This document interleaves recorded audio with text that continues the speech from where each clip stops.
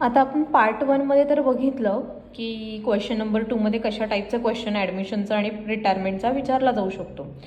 आता question number 3मध्ये either dissolution of partner किंवा बिल ऑफ एक्सचेंज, कारण त्याला 10 मार्काचं भेटायचे प्रॉब्लेमसाठी. ठीक आहे.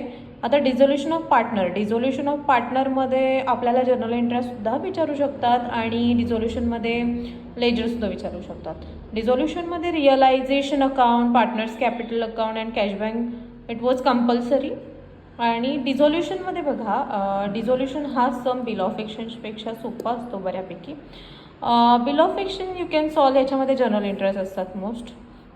डिझॉल्युशन ऑफ पार्टनर्समध्ये तुम्ही फॉर्मॅट कसा प्रिपेअर करता. डिझॉल्युशनमध्ये 1 पार्टनर इन्सॉल्वंट किंवा 2 पार्टनर इन्सॉल्वंटचा प्रॉब्लेम येऊ शकतो. त्याच्यामध्ये करंट अकाउंटचा प्रॉब्लेमसुद्धा आहे.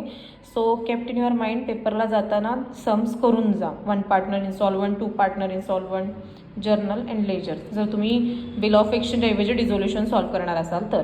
क्वेश्चन नंबर 4मध्ये ऑप्शन आहे, कशालाही काही ऑर येऊ शकतं. मुलांना बऱ्याचदा प्रश्न पडतो क्वेश्चन नंबर 4 आणि 5मध्ये ऑर कशाला काय येऊ शकतं.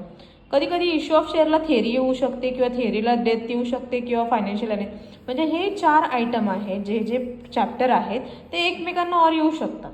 ओके. सो यांना 8 मार्काचा प्रॉब्लेमसाठी वेटेज मिळालेलं आहे. सो क्वेश्चन नंबर 4 आणि 5मध्ये issue of share, theory question, death of a partner, financial analysis. आता लक्षात ठेवा, इश्यू ऑफ शेअरमध्ये जर्नल एंट्री आहेत, त्याच्यामध्ये मोस्ट ऑफ द प्रीमियमचे, फोरफिचर्सचे shares, under subscription, over subscription issue of शेअरमध्ये तुम्ही करू शकता. थेरी क्वेश्चनमध्ये मी तुम्हाला थेरी क्वेश्चन सांगते. 3 क्वेश्चन आहेत, ते फिरून तेच क्वेश्चन विचारले जातात, ते 8 मार्काला विचारले जातात. ठीक आहे. नेक्स्ट व्हिडिओमध्ये मी तुम्हाला थेरी क्वेश्चन्स देऊन देईन.